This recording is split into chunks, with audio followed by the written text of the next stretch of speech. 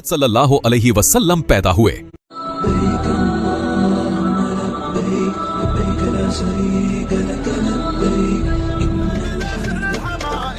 हम आपको सैर करवाएंगे एक ऐसे इस्लामी शहर की कि जहां जाने को हर मुसलमान का दिल तड़पता है, जहां इंसान अल्लाह पाक की रहमतों के साए में चलता है और जिस प्यारी सरजमीन पर हमारे प्यारे और आखिरी नबी हजरत मोहम्मद सल्लल्लाहु अलैहि वसल्लम पैदा हुए।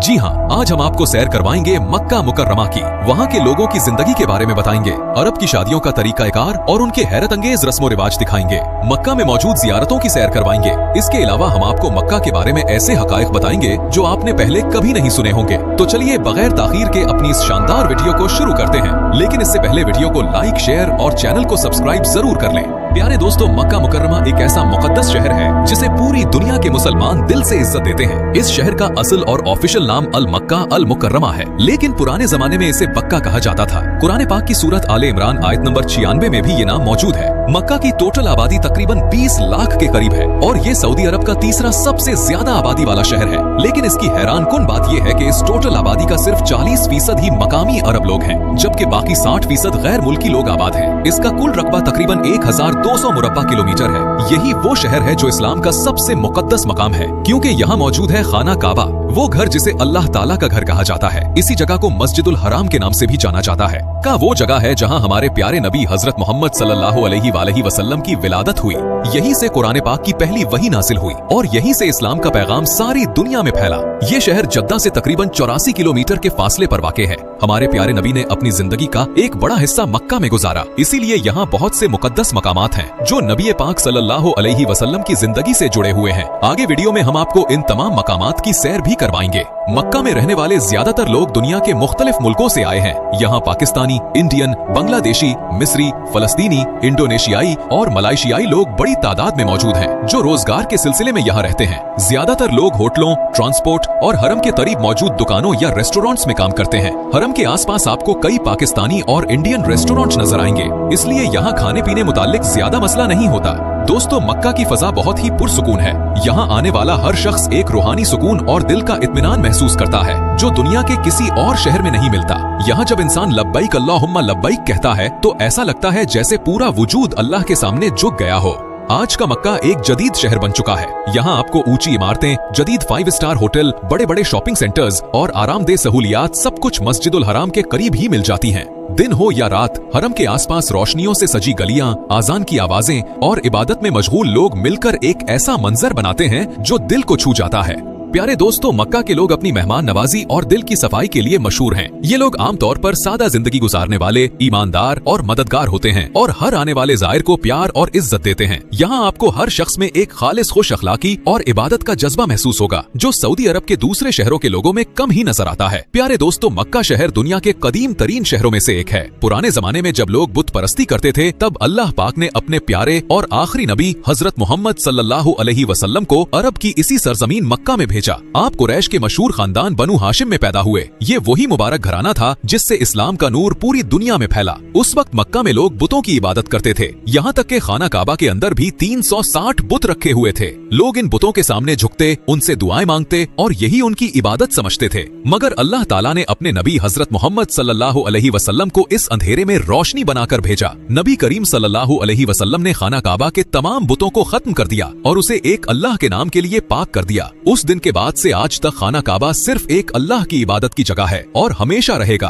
दोस्तों, आप में से शायद बहुत कम लोग जानते हो कि खाना काबा की इमारत मुकम्मल मुरब्बा शक्ल में नहीं है, बल्कि इसकी फ्रंट की लंबाई 12 मीटर और दूसरी साइड 10 मीटर की है, जबकि ऊंचाई तकरीबन 43 फुट यानी तकरीबन 13 मीटर है। खाना काबा का दरवाजा अंदर से स्टील का बना हुआ है, जबकि इसके ऊपर खालिस सोने की प्लेटिंग की गई है और सिर्फ इस दरवाजे की प्लेटिंग में तकरीबन 250 किलो खालिस सोना इस्तेमाल हुआ है। अगर हम बात करें खाना काबा की तारीख की, तो उसकी तारीख बहुत पुरानी है। हजरत इब्राहिम अलैहिस्सलाम और उनके बेटे हजरत इस्माइल अलैहिस्सलाम ने अल्लाह के हुक्म से खाना काबा की बुनियाद रखी। कुरान पाक में भी इस वाक़े का जिक्र है। उस वक्त खाना काबा एक सादा मुस्ततील इमारत थी, जिसके 2 दरवाजे थे, एक दाखिल होने के लिए और एक बाहर निकलने के लिए, जबकि छत नहीं थी। नबी करीम सल्लल्लाहु अलैहि वसल्लम के जमाने से पहले मक्का में सैलाब आया, जिससे खाना काबा की दीवारें कमजोर हो गईं। तब मक्का वालों ने फैसला किया कि वो खाना काबा को दोबारा तामीर करेंगे। उस वक्त नबी सल्लल्लाहु अलैहि वसल्लम भी जवान थे और इस तामीर में हिस्सा लिया। कुरैश ने इस बार इमारत को मुरब्बा शक्ल में बनाया, छत लगाई और सिर्फ एक दरवाजा रखा, दूसरा दरवाजा बंद कर दिया गया। हजरत अब्दुल्ला बिन जुबैर के दौर में आग लगने से खाना काबा की इमारत को नुकसान पहुंचा, इसलिए उन्होंने काबा को दोबारा तामीर किया। उन्होंने इमारत को थोड़ा बढ़ाया, दूसरा दरवाजा दोबारा खोला जैसा कि हजरत इब्राहिम अलैहिस्सलाम के जमाने में था, और हतीम को भी काबा की हुदूद में शामिल किया। हतीम खाना काबा के बिल्कुल साथ नींद दायरे वाला हिस्सा है। बाद में हज्जाज बिन यूसुफ ने खलीफा अब्दुल मलिक बिन मरवान के हुक्म पर खाना काबा को दोबारा तब्दील किया। इस बार हजरत अब्दुल्ला बिन जुबैर की कुछ तब्दीलियां वापस कर दी,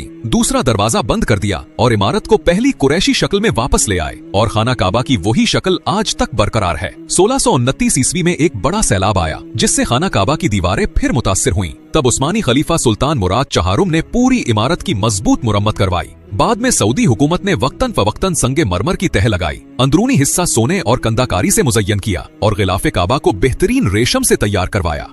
अब बात करते हैं मक्का के लोगों की शादियों के तरीकाकार और रस्मो रिवाज के बारे में। अरब शादियों का अंदाज दुनिया के बाकी हिस्सों से थोड़ा मुख्तलिफ और बहुत दिलचस्प होता है। ज्यादातर अरब शादियां रात के वक्त मुनक्किद की जाती हैं और उनमें खुशियां मनाने, गाने और रक्स करने का अपना एक खास अंदाज होता है। शहर के अंदर शादी का ये इंतजाम ज्यादातर मैरिज हॉल में किया जाता है, लेकिन जो देहाती इलाके हैं उनमें ये फंक्शन ज्यादातर खुले माहौल में किया जाता है। लेकिन इन दोनों में देहाती लोगों का तरीकाकार और ज्यादा खूबसूरत होता है क्योंकि वो ट्रेडिशनल अरब अंदाज होता है। अगर बात करें शादी में खाने की, तो इसमें एक जो सबसे अच्छी बात है वो ये है कि मक्का, मदीना और अरब की दीगर शादियों में खास बात ये है कि ज्यादातर जगहों पर खाना एक ही बड़े से थाल में रखा जाता है और सब लोग इकट्ठे बैठकर खाते हैं। ये इत्तेहाद और बरकत की अलामत मानी जाती है। सबसे मशहूर डिश है मंदी, जो चावल और बकरे या मुर्गी के गोश्त के साथ बनती है। अरब लोग इस डिश को सबसे ज्यादा पसंद करते हैं। इसके अलावा बड़ी और शानदार शादियों में ऊंट का गोश्त भी पेश किया जाता है, लेकिन ये ज्यादातर रियाज, कसीम और नज्द के इलाके में ज्यादा आम है। इसके अलावा कब्सा, मजब्बी, जरेश और हरीसा डिशेस भी शामिल होती हैं और खाने के बाद अरबी कहवा और खजूरें लाजमी तौर पर पेश की जाती हैं। अरबियों का कोई भी फंक्शन हो, कहवे और खजूरों के बगैर नामुकम्मल होता है। बहुत सी अरब शादियों में लोग खाने से पहले नाच गाना और जश्न मनाते हैं, लेकिन ज्यादातर शादियों में ये सब कुछ खाने के बाद किया जाता है। इसकी वजह ये होती है कि कुछ मेहमान ऐसे होते हैं जिन्हें रक्स वगैरह पसंद नहीं होता, और अगर वो पहले ये सब देख ले तो अक्सर खाना खाए बगैर वापस चले जाते हैं। इसीलिए ज्यादातर जगहों पर शादी की तकरीब खाने के बाद शुरू की जाती है, ताकि सब मेहमान पहले खाना खा लें और फिर जिसने जश्न में शामिल होना हो वो हो जाए और जिसने जाना हो वो चला जाए। खाने के बाद तकरीब का आगाज आमतौर पर दुरूद और सलाम से किया जाता है। उसके बाद दुल्हा के लिए मुबारकबादी गाने गाए जाते हैं। उन गानों में दुल्हा और दुल्हन के रिश्तेदारों के नाम भी लिए जाते हैं। यहाँ के लोग रोमानवी गाने नहीं गाते, बल्कि मकामी रिवायती नगमे गाते हैं जो उनकी सकाफत का हिस्सा हैं। खास तौर पर मक्का के मकामी लोग एक पुरानी रस्म के मुताबिक तलवारों के साथ मिज़मार नामी रक्स करते हैं। इस रक्स में तलवारें हवा में घुमाई जाती हैं। ये मंजर देखने वाला हर शख्स उनकी रिवायती बहादुरी और सकाफत को महसूस करता है। ज्यादातर शादियों में रात देर तक जश्न चलता है। तकरीबन रात 1 बजे के बाद मर्द मेहमान रुखसत हो जाते हैं, लेकिन दुल्हन आमतौर पर फजर के करीब बाहर आती है। इस दौरान दुल्हा और उसके करीबी दोस्त तकरीब के मकाम पर इंतजार करते हैं। मक्का मदीना में कई जगहों पर ये रिवाज आम है, मगर कसीम सूबे में ऐसा नहीं होता। वहाँ शादी का निजाम थोड़ा मुख्तलिफ है। वहाँ दुल्हा और दुल्हन मेहमानों से मुलाकात करके खाने से पहले ही रुखसत हो जाते हैं और फिर मेहमान खाना खाते हैं।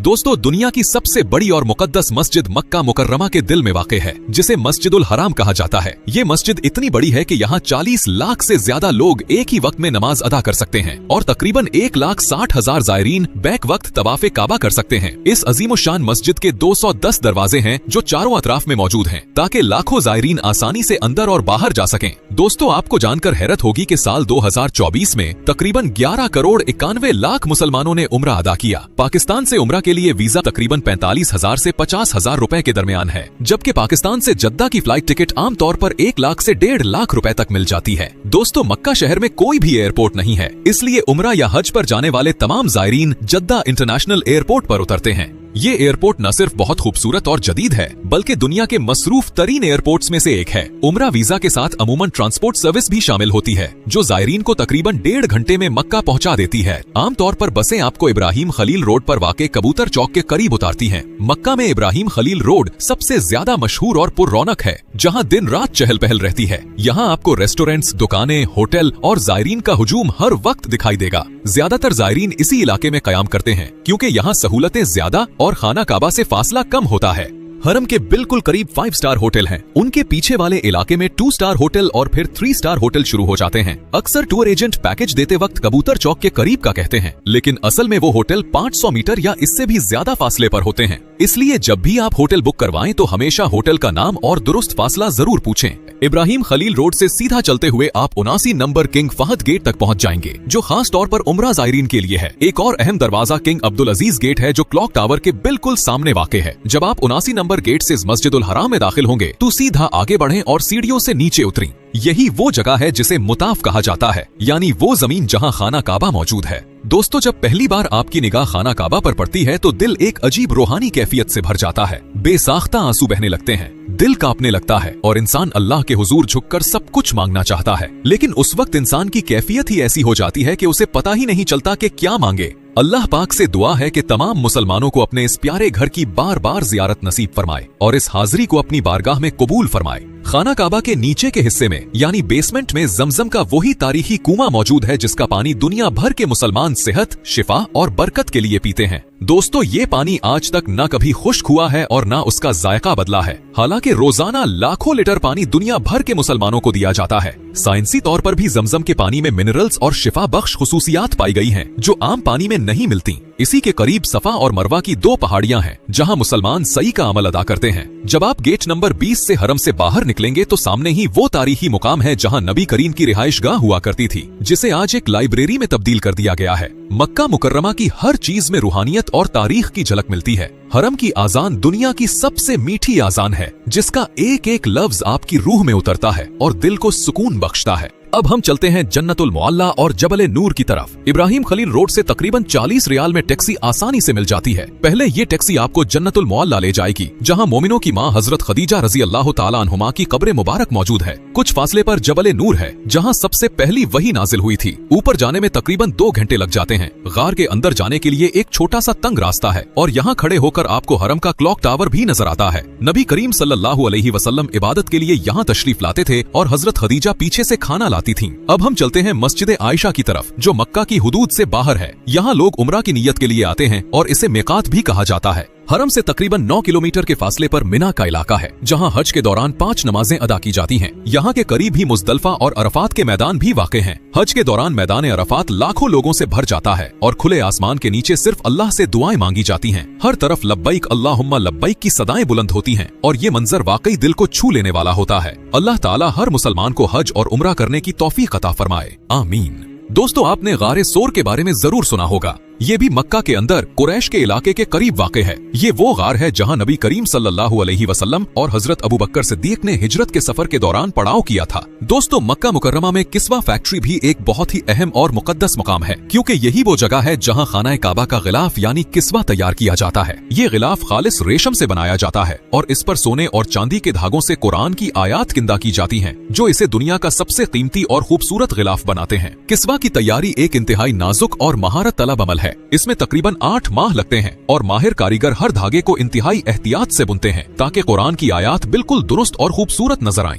पहले तो ये गिलाफ हर साल हज के दौरान 9 जुल्हिज्जा को तब्दील किया जाता था, लेकिन अब ये गिलाफ यकम मुहर्रमुल हराम को इस्लामी साल के आगाज पर तब्दील किया जाता है। किस्वा फैक्ट्री में दाखिला आम लोगों के लिए नहीं होता, बल्कि यहाँ अपॉइंटमेंट के जरिए जायरीन या खास अफराद जा सकते हैं। दोस्तों, मक्का शहर में आप जिस जगह मर्जी चले जाएं, आपकी नजर हमेशा क्लॉक टावर पर जाएगी। ये टावर 601 मीटर बुलंद है और दुनिया का सबसे बड़ा क्लॉक टावर है, जो इंग्लैंड के बिग बेन टावर से कई गुना बड़ा है। इसमें लगी घड़ी का वजन तकरीबन 40,000 टन है। 2004 में किंग अब्दुल अजीज ने इस टावर को बनाने का ख्वाब देखा और बिन लादेन कंपनी को तामीर का काम दिया। इसका डिजाइन जर्मनी की फर्म ESL ने किया, जिसने मस्जिद नबवी में फोल्डिंग अम्ब्रेला और स्लाइडिंग डोम भी बनाया था। टावर के चारों अतराफ घड़ियां नस्ब हैं और ऊपर लाइटनिंग कंडक्टर मौजूद है, जो आसमानी बिजली को खुद में जज्ब करता है। इस टावर में अजान के लिए स्पीकर भी लगे हैं, जिनसे अजान तकरीबन 10 किलोमीटर तक सुनी जा सकती है। और सबसे हैरत अंगेज बात यह है कि इस टावर के ऊपर जो आप चांद देख रहे हैं, इसके अंदर भी एक कमरा मौजूद है जहां नमाज अदा की जा सकती है। इस टावर से आप पूरे हरम और मक्का शहर को देख सकते हैं। अब चलते हैं मस्जिद निमरा की तरफ। ये मस्जिद अरफात के मैदान में वाक़े है और मक्का मुकर्रमा के इंतहाई अहम और तारीखी मकामात में से एक है, क्योंकि यही वो मस्जिद है जहां हज का खुतबा दिया जाता है। मस्जिद निमरा का खुतबा न सिर्फ हुज्जाज के लिए बल्कि पूरी उम्मत मुस्लिमा के लिए हिदायत और पैगाम होता है। ये खुतबा दुनिया भर के टीवी, रेडियो और ऑनलाइन प्लेटफॉर्म्स पर बराह रास्त नशर किया जाता है। मक्का मुकर्रमा न सिर्फ रूहानी लिहाज से दुनिया का सबसे मुकद्दस शहर है, बल्कि यहाँ की रोजमर्रा जिंदगी भी बहुत दिलचस्प और मुनज्जम है। हरम के करीब देसी खानों का खर्चा तकरीबन 20 रियाल तक आ जाता है, जबकि फास्ट फूड का खर्चा तकरीबन 30 रियाल तक होता है। इसके अलावा सऊदी अरब की सबसे मशहूर सुपरमार्केट बिन दावूद भी यहाँ मौजूद है, जहाँ आपको हर वक्त लोगों का रश और खरीदारी का शौक देखने को मिलेगा। मक्का शहर में लिटरेसी रेट तकरीबन 99% के करीब है, जो सऊदी अरब के दीगर शहरों की तरह बहुत जबरदस्त है। यहाँ तालीम का मेयार भी बहुत बुलंद है। दोस्तों, मक्का में रहना न सिर्फ रूहानी सुकून देता है, बल्कि यहाँ रोजमर्रा जिंदगी, तालीम, खुराक और जदीद सहूलतें भी बहुत अच्छी हैं। आपको यहाँ हर चीज आसानी से मिल जाती है, चाहे वो खाना हो, रिहाइश हो या सुपरमार्केट की खरीदारी। अल्लाह ताला हम सबको अपने मुकद्दस घर की ज़ियारत, हज और उम्रा करने की सआदत नसीब फरमाए और हमारी दुआओं और इबादत को कबूल फरमाए, आमीन। तो दोस्तों, ये थी आज की हमारी बहुत ही दिलचस्प वीडियो। कमेंट्स में जरूर बताएं कि आपको वीडियो प्यारे दोस्तों, आज हम आपको सैर करवाएंगे एक ऐसे इस्लामी शहर की